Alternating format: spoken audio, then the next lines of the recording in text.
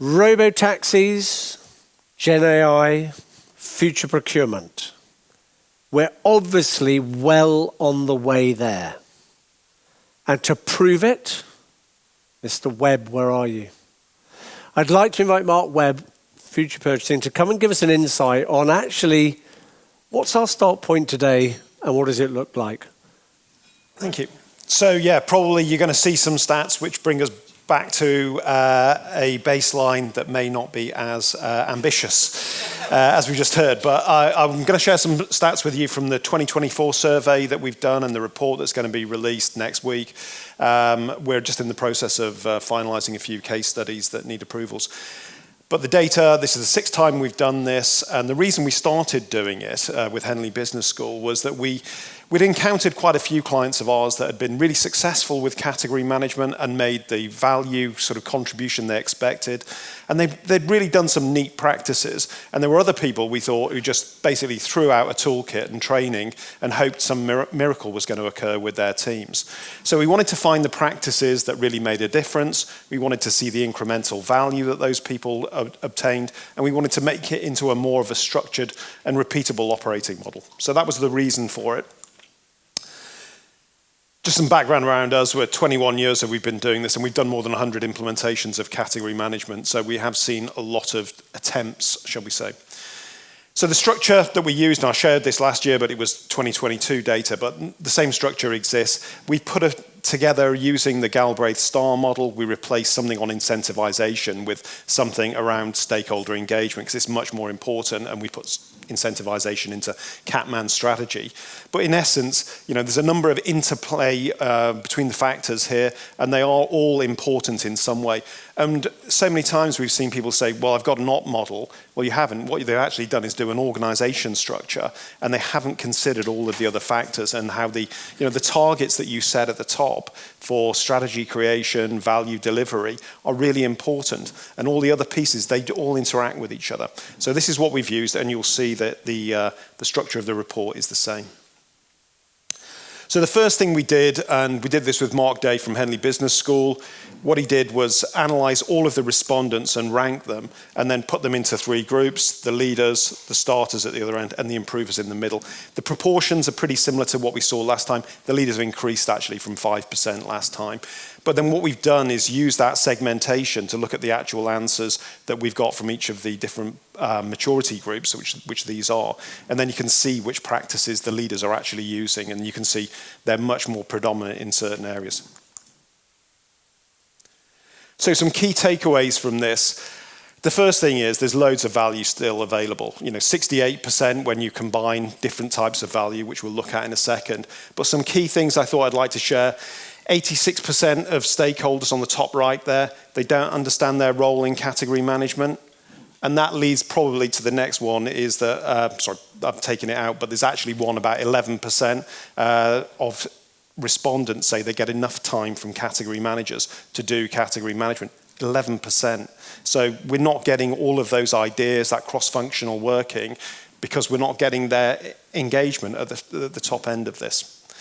What we do know is that category managers don't have sufficient time as well, and there's definitely an efficiency piece that I'll talk about later. So we keep seeing this, that people always get round to it on a Friday afternoon to do this type of work, and they're getting dragged still into sourcing and firefighting activity. 20% of respondents have excellent category strategies, and that says it all, really. That is the acid test. It's a part way on the journey to value delivery, but the strategy itself should be a compelling case for change, and in many times it really isn't, and only 20% are saying their strategies are excellent. And then finally, 30% of respondents make sufficient financial investment. I mean, this is not our perspective, this is what people tell us. They're saying we're expecting the world and we're not willing to really invest in the right way. I heard this morning from somebody saying they haven't got the right team size. The team size reduced, strategy work's been postponed, strategies, creation of strategies have been postponed. And I've heard that a lot of time from very big organizations. So lots of value still available for us.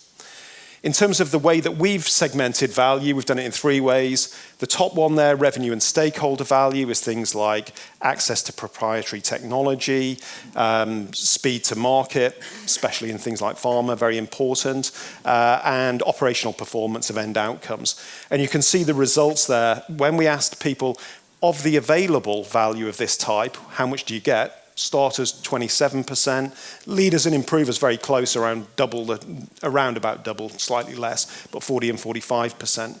Similarly on risk, virtually the same numbers came out, actually. So a lot of risk opportunities. People are saying, we haven't got round to it. We're not sat looking at a category from a risk perspective in the way we could be. And we're not doing that sort of scenario planning that maybe we do sometimes on a supplier basis, but we're not doing it around the category. So a big opportunity there also. But a better result on cost savings and leaders getting more, and I'll go into this in a bit more detail on the next slide. But there's definitely, more than double the value from cost savings the leaders get compared to starters, and improvers somewhere in the middle. So just digging into the cost savings, I used a similar chart last year. But what you can see here is 2 dimensions. Along the bottom is the cost savings that leaders get and starters. With the starters, I think it's 6.1% from every category project, 9.7% for improvers, and something like 10.5% for leaders. So as you get better, you find more savings, and you find the other types of value we saw on the previous slide. But also we combine this with a view of how much of the spend gets covered with category strategies. I'm not sure how many big organizations measure this. And some of these things are pretty fundamental metrics that, in one way, I would say certain KPIs are really important. And this is one. It's like not shooting at the goal playing football. You are never going to score if you don't cover the category strategies, the spend with category strategies. And we can see, again, 40% for starters, up to 76% for leaders, and then 70% for improvers.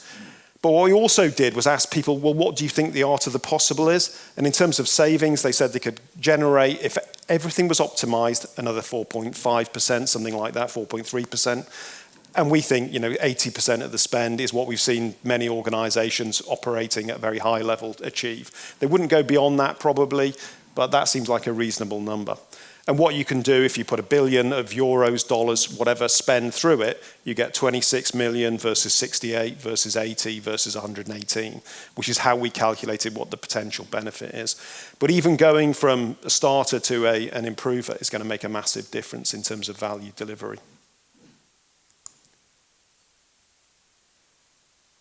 Looking at the overall capability, and we do this on an index basis because we've mixed a few types of metrics together. They're apples and pears, certainly around value delivery, value impact rather.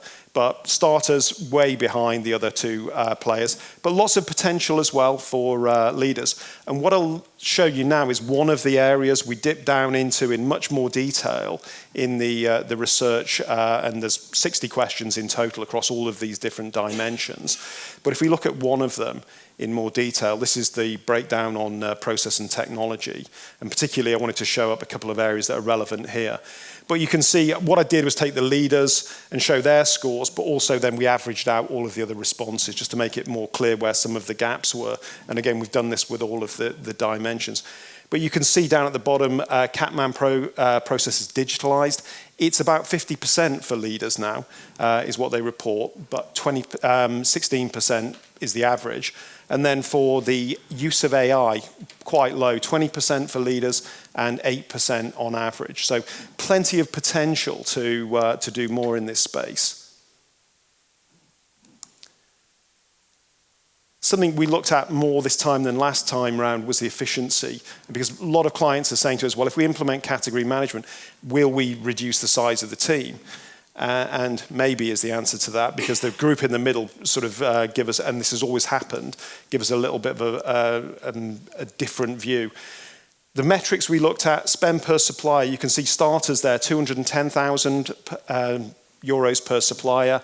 Going up to leaders, and I'll just focus on that column for now, over $1 million per supplier. So clearly consolidation's taken place, the spend base is being managed more effectively.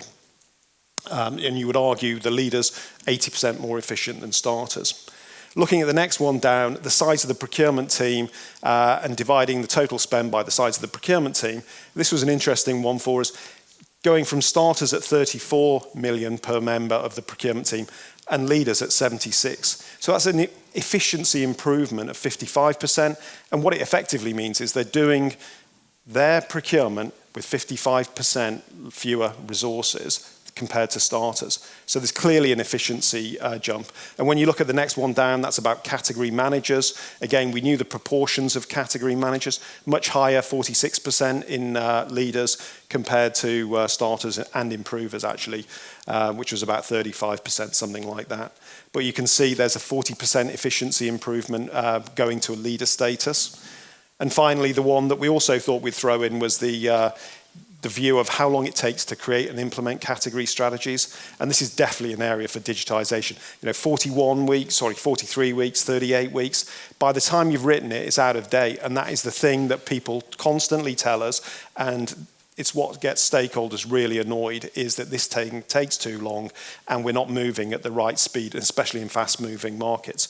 But you can see leaders attempted it in 21 weeks. Not attempted it, achieved it. So something we think is missing, all those questions and those 6 dimensions for us are something that most organizations possibly haven't looked at very thoroughly and very completely and holistically. So what you get is a jump from, yes, people have got a procurement strategy and they've got an operating model for procurement, and then they go and do category management. And it's kind of done in a bit of a random way with not much consistency, maybe globally or across categories. So we think that one of the ways to get to that sort of leader status, get the value that they're getting, get the efficiency in terms of and productivity of resources, is to put something in the middle here, which is just that thought process around these 6 areas. And also, and I think this is something Drashko touched on, a change plan. Doing this is not straightforward, and it is to present it as such would be completely wrong. People do struggle with it because not every member of the leadership team is on the same page as each other. Not every member of the procurement team wants to do this, and that needs to be dealt with because you get blockers in all places. So it needs some more thorough thinking, but hopefully the way that we've structured the model helps people think through, at least to consider some of these things. Not to say you must do everything, because everything is equally important. It clearly isn't. But I think there's a value in being more structured about this. And if anybody wants a copy of the report, there's a QR code, and feel free to get in contact with me. That was a very quick tour. It's 10 minutes, so quick tour of some of the key findings. But if anybody does want to pick up any particular areas that you are interested in, please feel free to contact me. And I'll be here.